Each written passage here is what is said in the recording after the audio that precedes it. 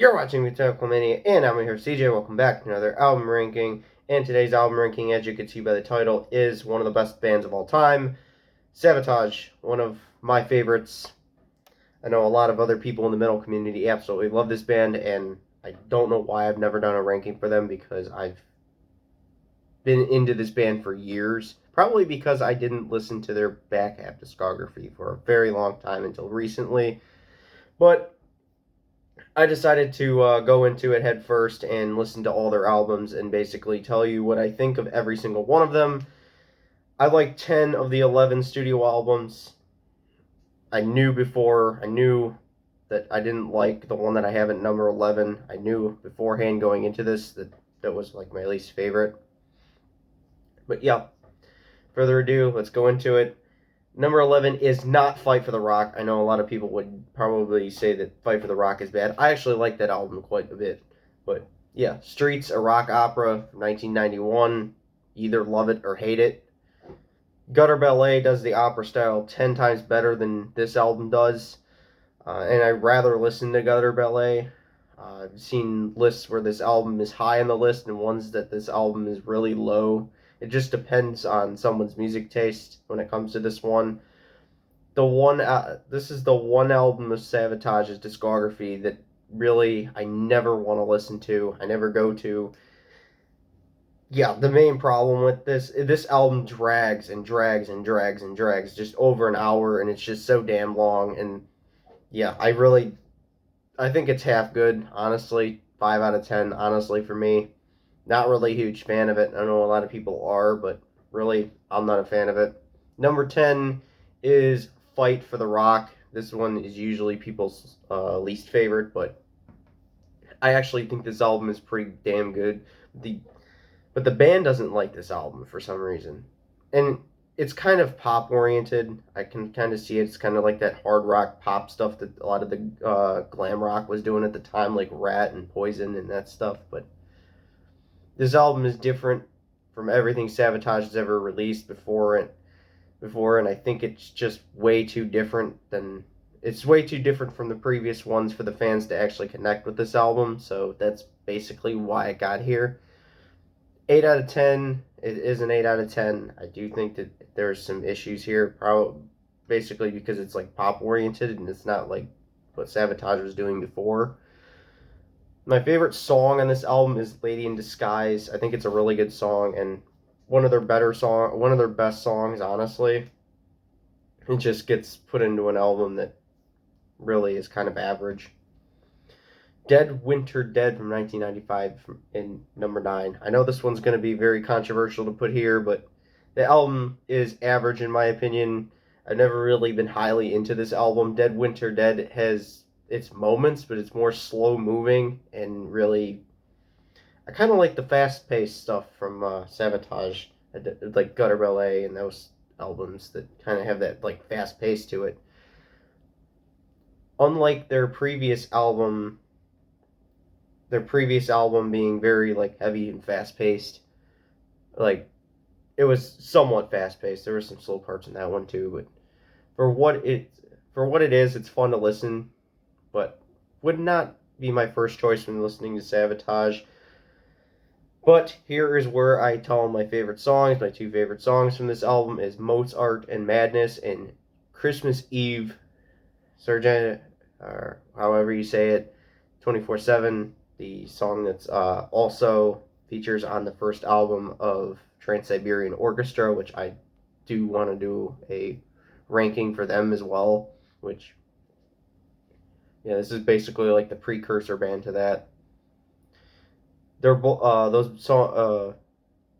instrumentals are both masterpieces, and basically the shining two tracks of the album, and I think it's great. I'm gonna move the list up right now. I'm gonna move the list up. I know it might be weird for me to have a mouse in my, but yeah.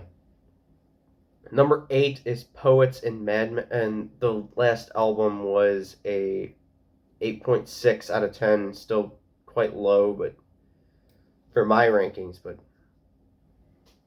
Poets and Madman from 2001.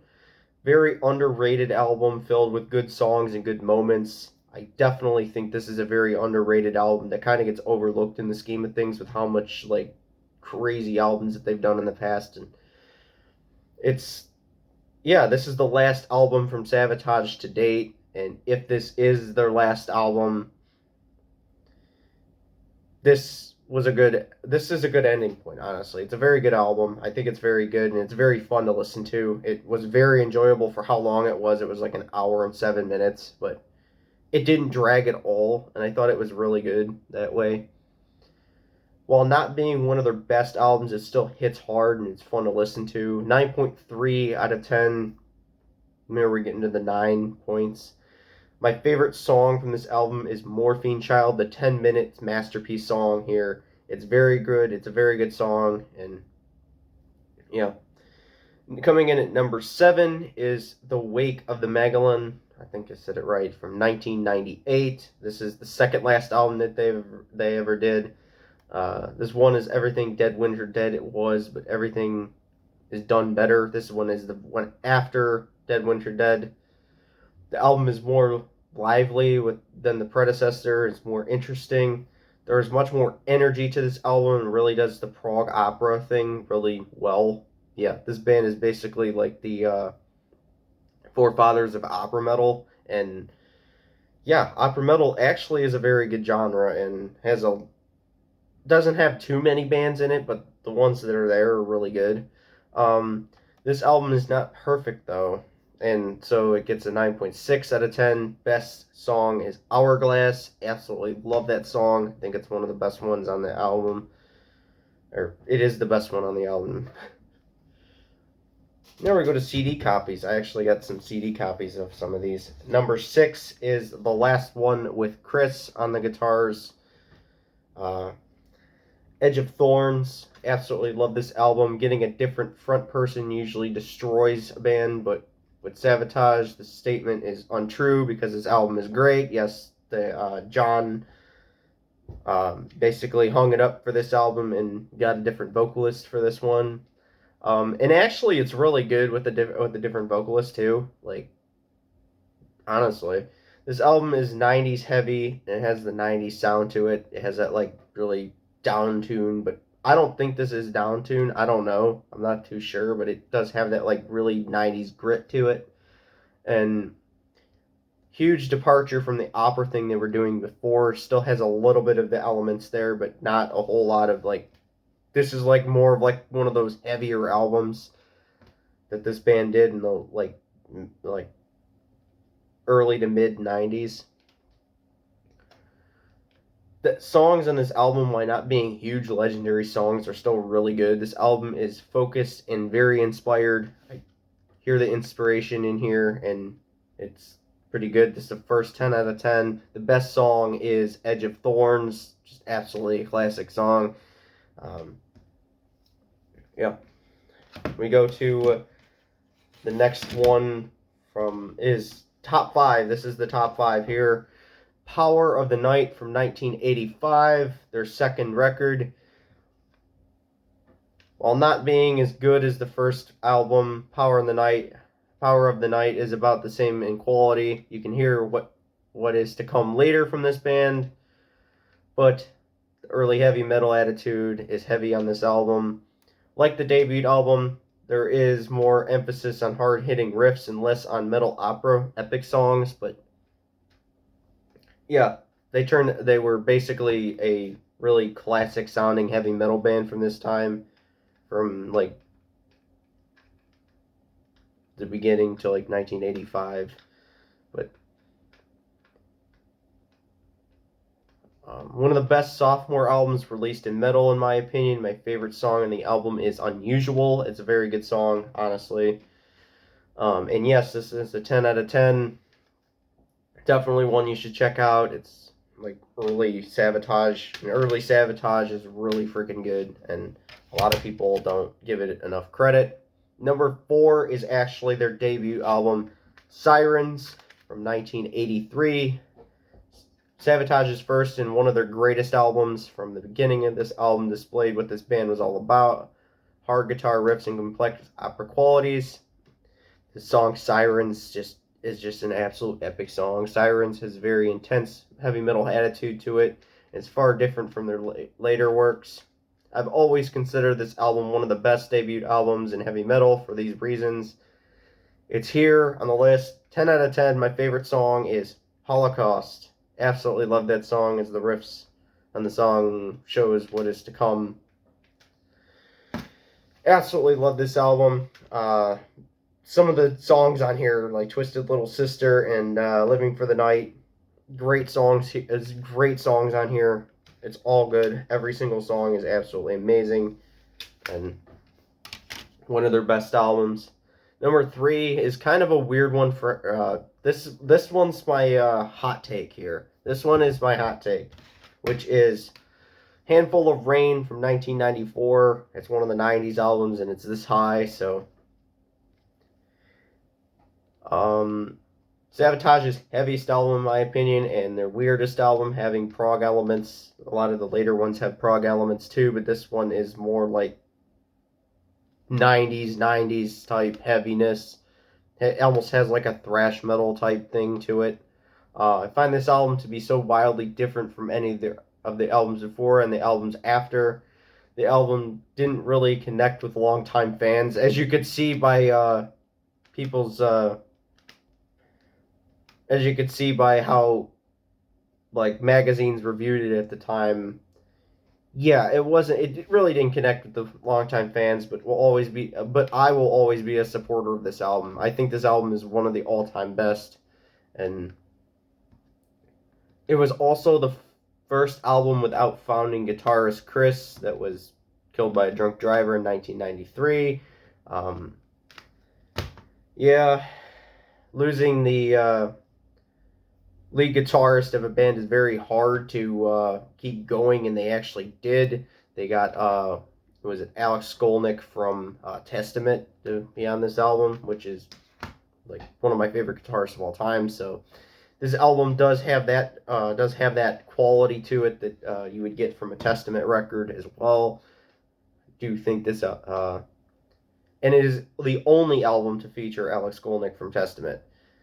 10 out of 10 masterpiece, with the song Chance being the best song on the album. I absolutely love the song Chance. Any of these songs could be one of my favorite songs from this band. This album is amazing, honestly. Check this one out. I know a lot of people don't give it too much credit, but it's good. It's very good.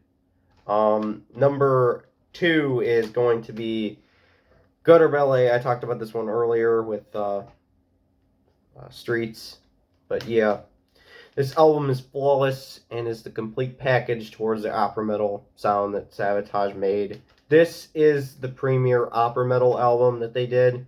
More of a slower album, but the riffs are there and the vocals are the best of Savatage's career. Honestly, I think this album has the best vocals. John Oliva does absolutely amazing on this album for vocals. Every song is amazing and adds to the overall masterpiece of the album. The guitar playing on Temptation Revelation is absolutely amazing with all the solos and technical parts.